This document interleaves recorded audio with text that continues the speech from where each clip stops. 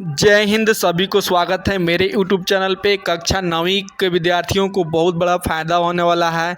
आज से मैं एक नए टॉपिक के साथ मैं अब जो है part by part objective question बताने वाला हूं। तो आज देखिए, पार्ट का नाम है आज दो बैलों की कथा। दो बैलों की कथा में जितना ऑब्जेक्टिव क्वेश्चन है टोटल मैं इस वीडियो में बताने वाला हूँ। तो चलिए बिना देर के वीडियो को स्टार्ट करते हैं। तो देखिए क्वेश्चन नंबर देखिए पहला है, दो बैलों की कथा पाठ के लेखक कौन है? तो आप लोग जान ही रहे हैं, इसका पाठ के लेखक है प्रेमचंद्र, यानी कि option number C is correct answer. इसके बाद आता है, इस पाठ में वर्णित दोनों बैलों के क्या नाम है? तो आप लोग जान ही रहे हैं, हीरा और मोती, यानी कि ऑप्शन नंबर ए सही है। इसके बाद आता है, जानवरों में सबसे बुद्धिहीन किसे कहा जाता है? तो आप लोग इसका ऑप्शन हो जाएगा डी, गधा को कहा जाता है। जब किसी आदमी को पहले दर्जे का बेवकूफ़ कहना हो तो उसे क्या कहते हैं? इसका ऑप्शन हो जाएगा ए, गधा। पाठ में हीरा और मोती का मालिक कौन है? तो इसमें इसका ऑप्शन हो जाएगा बी, हो जाएगा झूरी। अब इसके बाद नेक्स्ट क्वेश्चन आता है, गोई से आप क्या समझते हैं? गोई से आप क्या समझते हैं? तो इसका आंसर हो जाएगा जोड़ी, यानी कि C, option number C is correct answer. इसके बाद सांतवा आता है, सांतवा में गधे का छोटा भाई किसे कहा गया है? तो इसका ऑप्शन नंबर डी, बैल को कहा गया है। इसके बाद देखिए क्वेश्चन नंबर 8 आता है, किस देश के बारे में कहा गया है कि एक ही विजय ने उसे संसार की सभ्य जातियों में गण्य बना दिया है? तो इसका option number D is correct answer, यानी कि जापान हो जाएगा। झूरी ने बैलों को कहाँ भेजा? इसका ऑप्शन नंबर डी हो जाएगा सही, अपने ससुराल भेजा था। कौन ज़्यादा सहनशील था? इसमें से ऑप्शन नंबर दंसवा का हो जाएगा ए, हो जाएगा हीरा। हीरा जो है ज़्यादा सहनशील था। इसके बाद झूरी के बैल कैसे थे? झूरी के बैल कैसे थे? तो इसका ऑप्शन नंबर डी, इनमें से सभी हो जाएगा। देखने में भी सुंदर थे, काम में भी चौकस थे और डील में भी ऊंचे थे। इसके बाद आता है, बैलों को रोटी किसने खिलाई? तो ऑप्शन नंबर सी हो जाएगा, भैरव की बेटी ने जो है बैलों की रोटी खिलाई थी। इसके बाद आता है, दोनों बैलों को भगाने में किसने मदद की थी? तो इसका option number D is correct answer, Bhairav की बेटी ने बैलों को भगाने में मदद की थी। इसके बाद आता है, लवारिस पशुओं को बंद करने का स्थान क्या कहलाता है? तो इसका हो जाएगा option number A, kanji house कहलाता है। इसके बाद नेक्स्ट क्वेश्चन है, उछाग का पर्यायवाची क्या है? उछाग का पर्यायवाची है आपका उत्सव और आनंद दोनों। इसके बाद गधा एकाध बार कुलेल कर लेता है, इसका ऑप्शन नंबर हो जाएगा 16 का ए, हो जाएगा बैसाख महीने में। इसके बाद आता है, कांजी हाउस से हीरा और मोती को किसको बेचा गया? तो इसका ऑप्शन नंबर बी हो जाएगा, डडियल को बेचा गया था। इसके बाद क्वेश्चन नंबर नेक्स्ट क्वेश्चन है, किसके कारण हीरा और मोती ने नाद की ओर देखा तक नहीं? तो इसका ऑप्शन नंबर डी हो जाएगा, अपमान के कारण। इसके बाद आता है, लेकिन औरत पर सींग चलाना मना है, यह किसका कथन है? तो इसका ऑप्शन नंबर ए हो जाएगा, हीरा का कथन था। गाय ने बैलों को किसने बांधा? गया ने बैलों को किससे बांधा?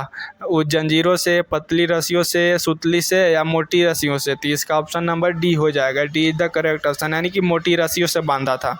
इसके बाद स्क्रॉल करके आते हैं, हीरा मोती में कौन कौन से गुण थे? तो ऑप्शन नंबर इसका हो जाएगा डी, उपरोक्त सभी गुण था। इसके बाद आता है क्वेश्चन नंबर 22, गधे के किन गुणों ने उसे ऋषि मुनियों को उपाधि दे दी थी? तो इसका ऑप्शन नंबर हो जाएगा डी। इसके बाद देखिए नेक्स्ट क्वेश्चन है, दो बैलों की कथा पाठ से हमें क्या सीख मिलता है? इसका ऑप्शन नंबर सी हो जाएगा, यानी कि आज़ादी के लिए संघर्ष करना, इस पाठ से हमें यही सीख मिलती है। इसके बाद नेक्स्ट की ओर आते हैं, पाठ के अनुसार गधे के गुण हैं, इसमें ऑप्शन नंबर बी हो जाएगा, इसका सीधापन। हीरा और मोती की गहरी मित्रता का पता कैसे चलता है? तो इसका ऑप्शन नंबर हो जाएगा डी, यानी कि उपरोक्त सभी से हमको पता चलता है हीरा और मोती का गहरे मित्रता का। इसके बाद आता है, दीवार का गिरना था कि अधमेरे से पड़े हुए सभी जानवर चेत उठे, वाक्य में कौन सा भेद है? तो इसका ऑप्शन नंबर हो जाएगा सी इज द करेक्ट आंसर, यानी कि मिश्र वाक्य। गधे के चेहरे पे कैसा भाव छाया रहता था? इसका ऑप्शन नंबर हो जाएगा बी, हो जाएगा, यानी कि अस्थाई विषाद जैसा भाव छाया रहता था उसके चेहरे पे। इसके बाद आता है, सद्गुण शब्द में कौन सा उपसर्ग है? सद्गुण शब्द में कौन सा उपसर्ग है? तो इसका ऑप्शन नंबर ए हो जाएगा, सद। दो बैलों की कथा किस लड़ाई की ओर संकेत करती है? तो इसका ऑप्शन नंबर हो जाएगा डी, यानी कि भारतीय स्वतंत्रता संग्राम की ओर। इसके बाद आता है, प्रेमचंद का निधन कब हुआ? तो इसका ऑप्शन नंबर हो जाएगा ए, हो जाएगा 1936 में। इसके बाद आता है निम्नलिखित में से कौन सी रचना प्रेमचंद की नहीं है। तो इसका ऑप्शन हो जाएगा ए, दोहा कोश जो है प्रेमचंद की रचना नहीं है। प्रेमचंद का जन्म कहाँ हुआ, नेक्स्ट क्वेश्चन है प्रेमचंद का जन्म कहाँ हुआ। तो इसका option number C is the correct answer, यानी कि वाराणसी के पास लम्ही गाँव में हुआ था। इसके बाद आता है बैल का जन्म लिया है तो मरने से कहाँ तक बचेंगे, यह कथन किसका है। तो इसका option number B is the correct answer, यानी कि मोती का यह कथन था। इसके बाद आता है बछिया के ताव मुहावरे का अर्थ है। तो इसका ऑप्शन नंबर सी हो जाएगा, मूर्ख व्यक्ति। इसके बाद आता है झूरी की पत्नी दोनों बैलों से नाराज होकर उन्हें क्या कहने लगी। तो इसका ऑप्शन हो जाएगा ए, नमक हराम कहने लगी थी। इसके बाद दोनों बैलों आपस में सींग मिलाते थे।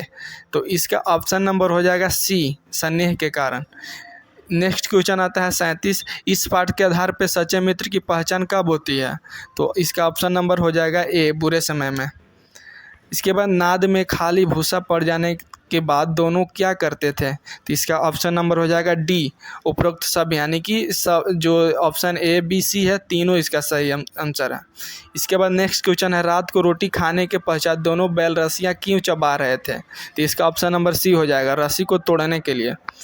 इसके बाद आता है नेक्स्ट क्वेश्चन, बैलों को काबू में रखने के लिए गया के घर में क्या सलाह हो रही थी। तो इसका ऑप्शन नंबर हो जाएगा डी द करेक्ट आंसर, नाकों में नाथ डालने की बात हो रही थी।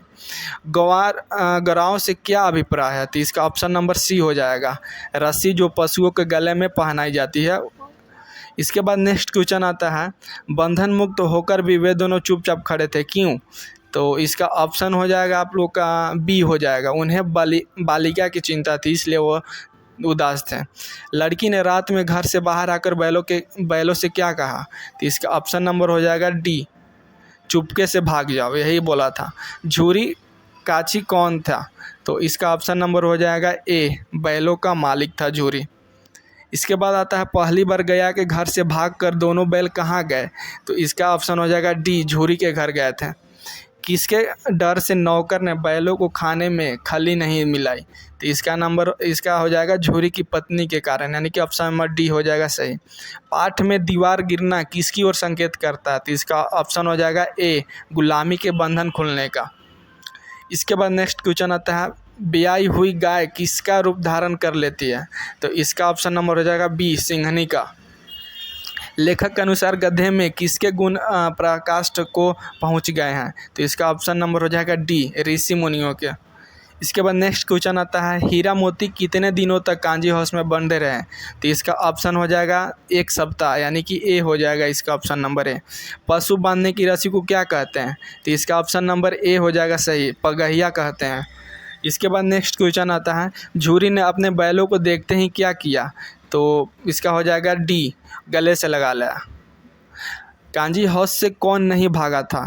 तो इसका ऑप्शन नंबर बी हो जाएगा, गधे नहीं भागे थे। हीरा मोती भूख से व्याकुल होकर खेत में क्या चरने गए। तो इसका ऑप्शन नंबर हो जाएगा बी, मटर चरने गए थे। बछिया के ताऊ किसे कहते हैं। तो इसका ऑप्शन नंबर हो जाएगा सी, बैल को बोलते हैं। झूरी के साले का क्या नाम था। तो इसका 56 का हो जाएगा बी, गया नाम था। बैलों के घर लौटने पर उनका अभिनंदन करने का निश्चय किसने किया। तो इसका ऑप्शन हो जाएगा सी हो जाएगा, बाल सभा ने किया था। इसके बाद नेक्स्ट क्वेश्चन है गया के घर से भागकर आए हुए बैलों को देखकर झूरी की पत्नी क्या प्रभाव पड़ा। तो इसका 58 का हो जाएगा ऑप्शन नंबर सी, चारा लाई। दूसरे दिन गया बैलों को कैसे ले गया। तो इसका ऑप्शन नंबर हो जाएगा सी द करेक्ट आंसर, यानी कि गाड़ी में जोतकर। हमारी जाति का यह धर्म नहीं है, इस कथन में किसकी जाति की ओर लेखक ने संकेत किया। तो इसका ऑप्शन नंबर हो जाएगा डी।